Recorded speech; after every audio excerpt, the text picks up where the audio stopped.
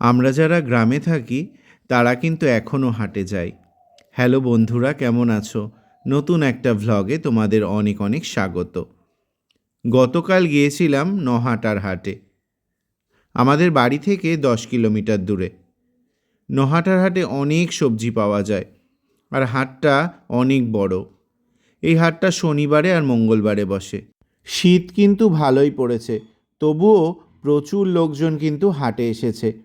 কারণ এই হাটের থেকে যা বাজার করে নিয়ে যাবে মোটামুটি 2 দিন চলে যাবে।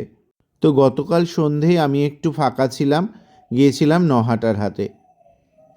আর হাটে গেলে তো নানা রকম শাকসবজি ওঠে, আর তো মাছ আছে তার সাথে। আমার বউ বলল অনেক দিন নহাটার হাটে যায় না, চলো তো নহাটার হাটে যাই। তো নহাটার হাটে গিয়ে প্রথমে জামা কাপড়ের দোকান পার করে মাছের বাজারের দিকে ঢুকলাম। এই দেখো, এই মাছটা তোমরা জানো এটা ইল জাতীয় মাছ। এটার আঞ্চলিক নাম কুচে, অনেকে কুচিয়াও বলে। দেখতে অনেকটা সাপের মতো। দেখলে কিভাবে ছাড়ালো ওটাকে। তারপরে চলে গেলাম শাকের দিকে।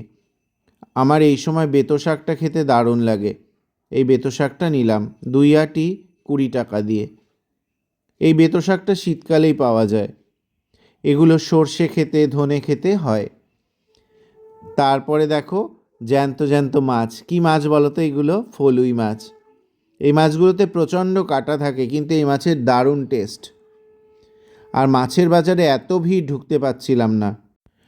এত ভিড় হবে আমি ভাবতেও পারিনি। দেখেছো কত রকমের মাছ, বেশি দামের কম দামের, যার যেমন সামর্থ্য সে সেই অনুযায়ী মাছ কিনছে। এগুলো শঙ্কর মাছ। আমার তো মাছ বাজার ঘুরতে দারুণ লাগে।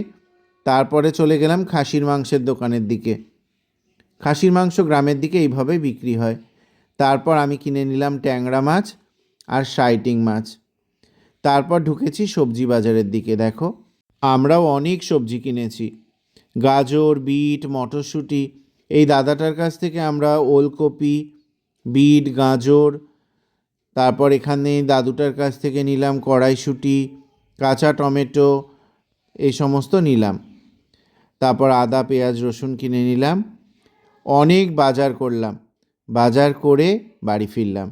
আর আমাদের বাজার করা মানে সব কিছু ধরে নিয়ে যেতে পারলে ভালো হয়। আর তোমাদের কার কার হাটে যাওয়ার অভিজ্ঞতা আছে অবশ্যই কিন্তু আমার সাথে শেয়ার করো। আর তোমাদের গ্রাম্য জীবন কেমন লাগে সেটাও কিন্তু আমার সাথে শেয়ার করতে পারো। চলো, আবার দেখা হবে পরবর্তী ভ্লগে।